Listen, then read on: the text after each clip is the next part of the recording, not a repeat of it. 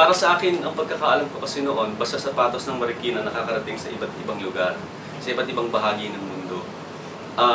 Umaasa ako at natutuwa kung hanggang ngayon ay ganun pa rin ang mga sapatos ng Marikina.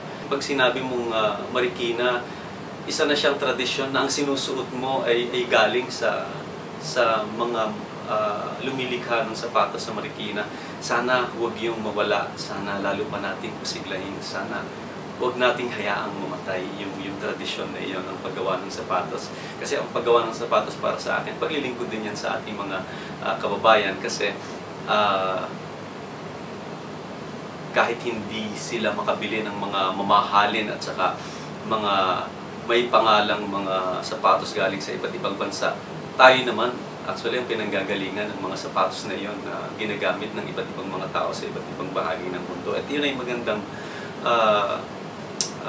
para sa akin, isang magandang legacy kung ipagpapatuloy natin at hindi natin bibitawan. Naniniwala ako na basta gawang Marikina, gawang kinikilala.